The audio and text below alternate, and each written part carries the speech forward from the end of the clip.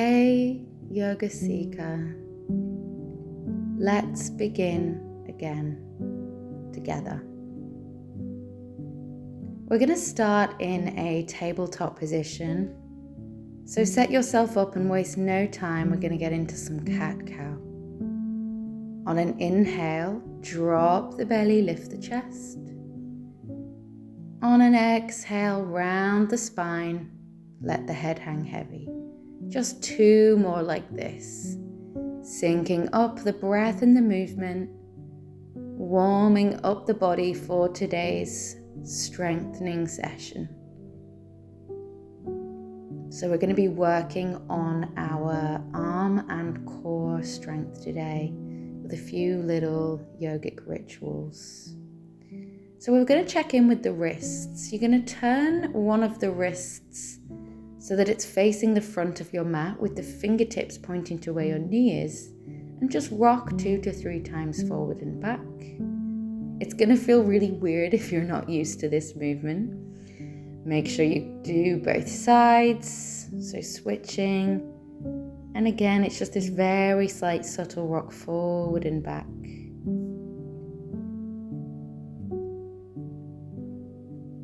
And then bringing your hands back to your neutral position, you're going to lift the wrists up. The heels of the hands lift, and then you slowly lower down. And just do a couple more. So it's almost like these little push-ups for the wrists. So we do a lot of work on the wrists in yoga, so it's important that we tend to them. We'll now tuck the toes and push back for a version of a child's pose. Melting the forehead down, breathing deep here. Maybe you find a little rock side to side, some organic movement. And then you're going to extend your arms out long, hands towards the top of the mat. And we're going to practice some yogic push-ups. So look to the front of your mat. Begin to exit the child's pose. Slowly shift back into the tabletop. Lift the feet. And then lower your body to hover off of the mat. Elbows stay tucked in. Push the ground away, lift up. And then travel back to that toe tuck child's pose. So we're going to go for 4 more rounds here. So I implore you to kind of tap into your own flow state. You don't necessarily have to match my pace. And just lowering down as far as feels enough for you. So respecting your body's boundaries. Using the breath as well. Using the breath to both guide and support this movement. So combining both strength and softness. So it's this slow burn. You're probably feeling it now. It looks like I was too.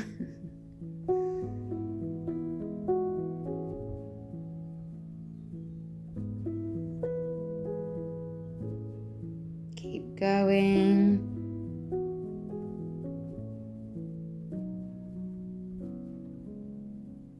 And last one.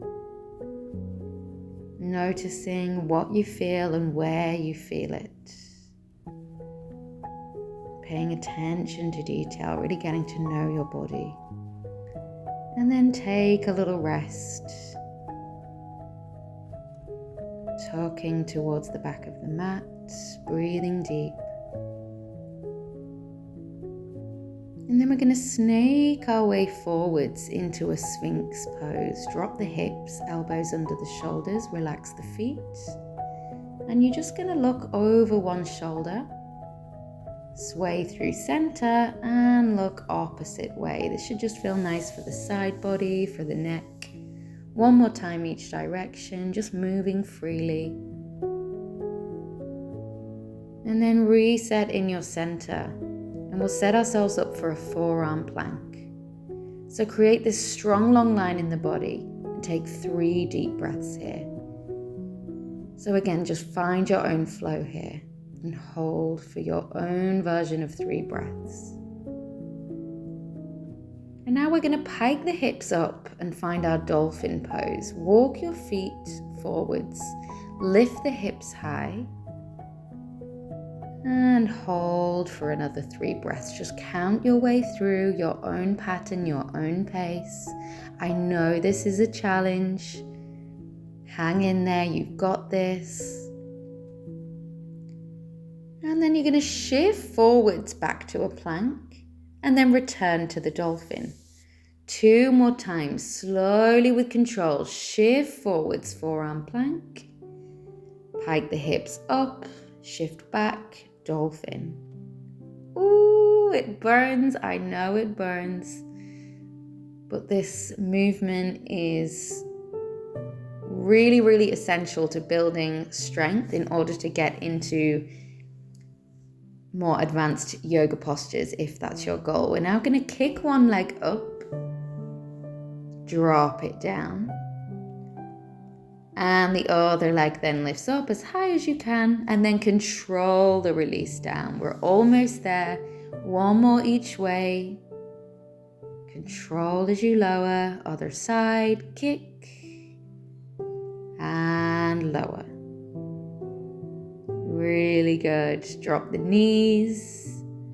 You can untuck the toes this time. Come down for a narrow leg child's pose. You can rest the forehead or turn the head to one side like I'm doing here. Wherever you feel most comfortable, most natural. Just gather your thoughts, your energy. And then roll up to a kneeling position. Arms reach high, inhale. And then just start to shake it out with an exhale, loosening out here. And rise up now onto your knees, arms reach high, and then plant the hands down to the mat, returning to the tabletop. Lift the knees, lift the hips, push back, downward facing dog. So downward facing dog will feel like a doddle after that dolphin pose. So just enjoy the pose, infuse it with some wiggly movement. Keep connecting with breath. And then getting ready to exit our down dog by walking the hands and the feet in towards the center of the mat. Do this without any rush, finding a forward fold. We're then going to inhale to a halfway point. Exhale, bring the hands to the backs of the legs. Draw the head down into your standing forward fold.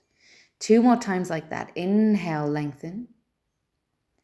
Exhale, fold. Inhale, bring the hands to the shins as you reach the crown of the head forwards. Exhale, grab the backs of the legs as you drop the crown of the head down. Now hold in your Uttanasana for 3 deep breaths. Experimenting here, how deep can you get into the pose, but always respecting your body's boundaries. Honor exactly where you're at today. And then begin to bend your knees, dip down, lowering into a seated position. So comfortable seated position of your choice, getting ready to wind down and seal off our session. Find a little rock, a little sway, any movement that feels soothing, that feels nice. Take that now. Finding the meditation within the movement. And then guide yourself into your center, into stillness. Finding sacredness within this present moment.